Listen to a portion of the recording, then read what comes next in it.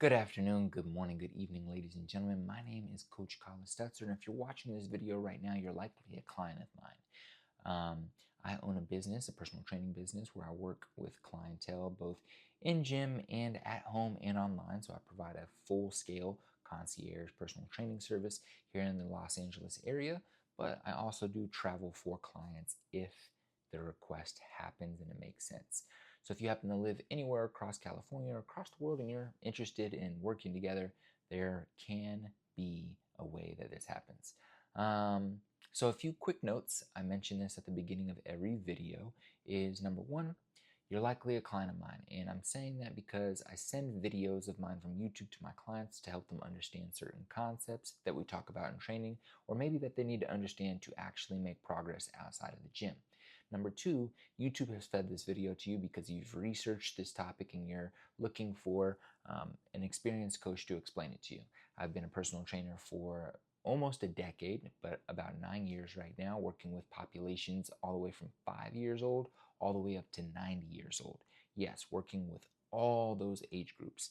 90-year-olds looking to maintain muscle mass, have a little bit more access to mobility and strength so that they can move better and feel better as they get older, and 5-year-olds who are just needing to jump around and expose their body to different stresses on the bones so that they can grow strong bones and grow into healthy bodies and awesome young athletes. So I work with everyone in between, all different types of goals: fat loss goals, hypertrophy goals, strength goals.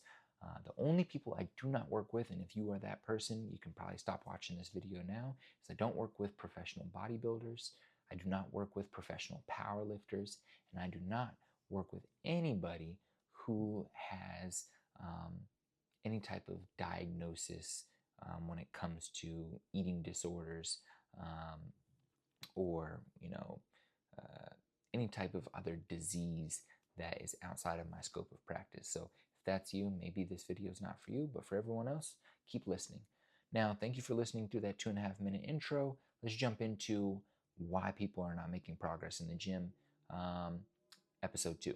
So episode 2, because I just made a video about progressive overload being something that people are not utilizing in their workouts and in their training programs. And if you're unfamiliar with what I'm talking about, go watch last week's video about progressive overloading. You'll understand. Today, we're going to talk about training close enough to failure. Again, I have some notes back here, so if you see me looking over here reading off of it, it's to kind of help guide the thoughts of this YouTube video. So let's jump into it. Hypertrophy is driven by high threshold motor unit recruitment. Okay.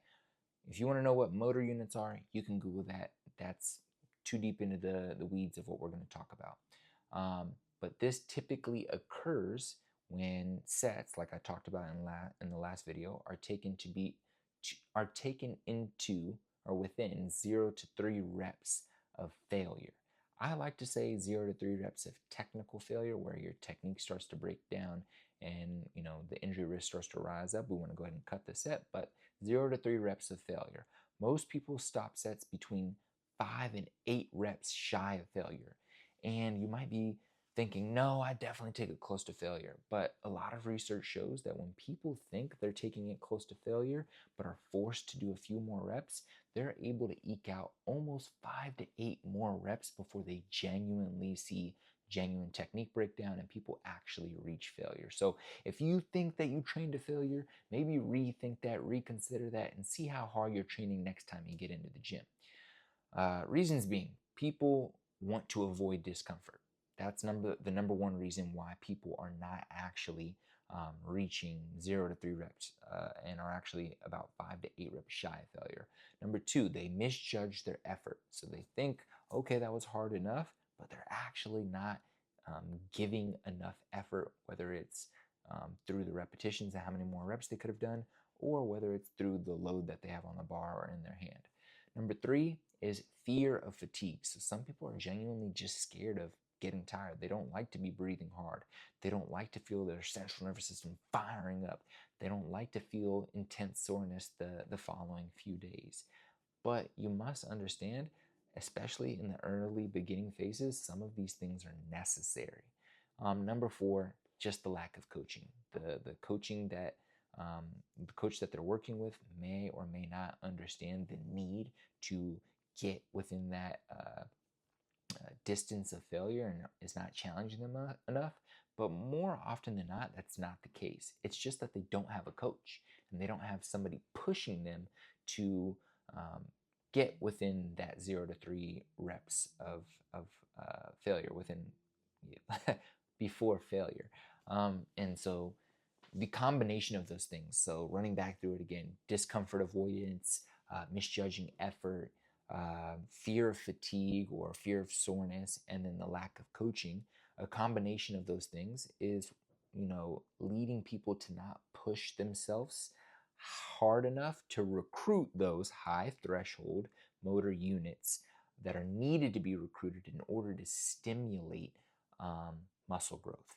Now, let's not forget the need for nutrition, and let me not, say that in a way that makes it sound like it comes second. Nutrition comes first. We need to be eating enough protein.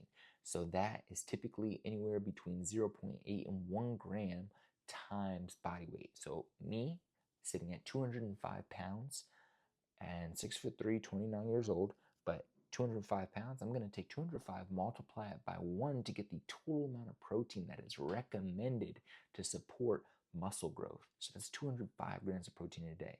Now, there is some wiggle room in there. Again, I said 0.8 to 1.2 grams. So there is some wiggle room. There's a higher end and a lower end. And if somebody really is struggling to get integrate protein into their life, or maybe they're at the early phases of their health and fitness journey, maybe you should start a little bit closer to that 0.8, 0.7 times body weight and try to hit that goal consistently for a few months before you start to punch it up. And you'll still see progress and benefits from that in terms of supporting your muscle growth process or your muscle retaining process.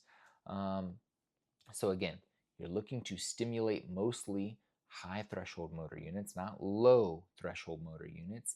And in order for that to happen, in order to not limit your growth potential, you need to be close to 0, aka complete failure, to 3 reps of failure. Now, they don't see a massive difference between those rep ranges, or between that range. So if you'd rather stick closer to that 3 reps shy of failure instead of going all the way to failure, that is completely fine. There's so much research out there, especially recent research, supporting the fact that if you are getting within 3 to 4 reps shy of failure, you will stimulate these high threshold motor units needed to be stimulated in order to see growth in muscle, aka what we call hypertrophy, right?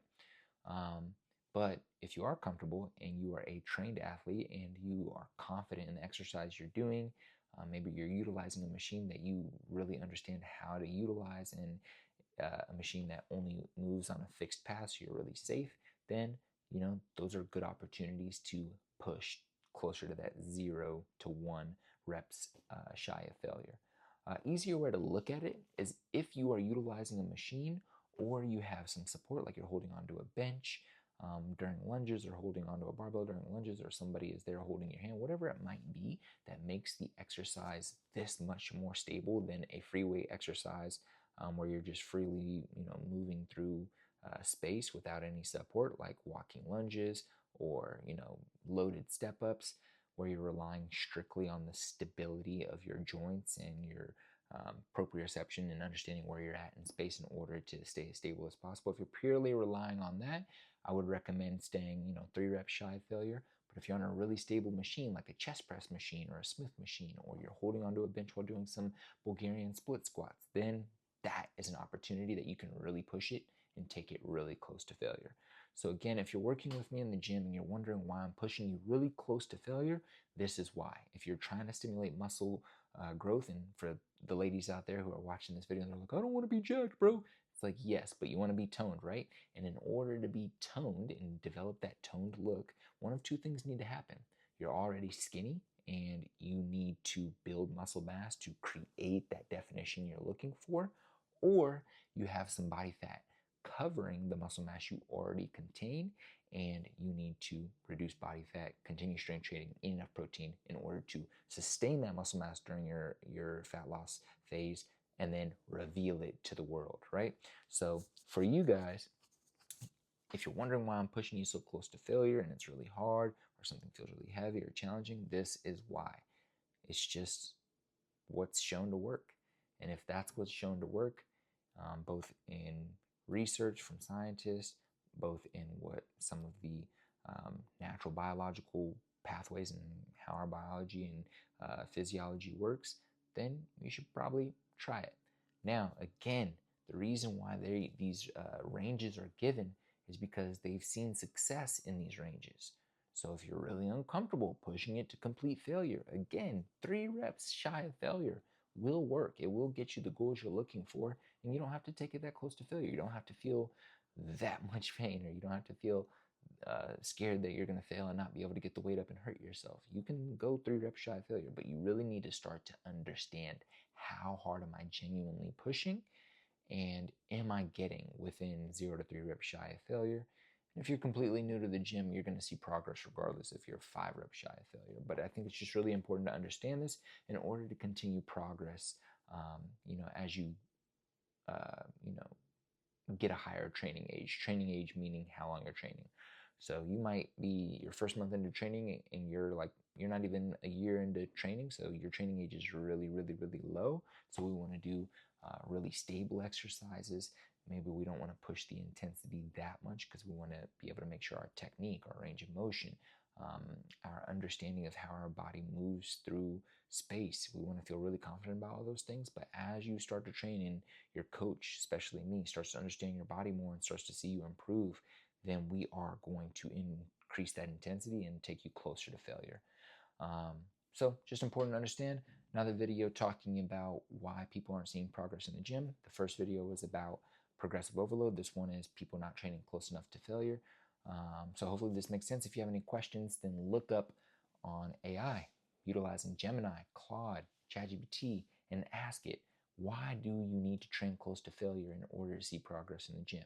Maybe you ask it, what are high threshold motor units and what does it mean to recruit them? And maybe you'll get a better understanding from that if I didn't explain it well enough. If you are a client of mine or you enjoyed watching this video, comment below or ask me in person in our next session any questions you need to ask in order to get more clarity on why training close to failure is important. This is Coach Collis Stutzer from Foundry Health and Performance, based out of West LA. If you are looking for any personal training services, you can find me at www.foundryhp.com or Instagram at Collis Stutzer, COLLISSTUTZER. Talk to you later. Thank you for tuning in.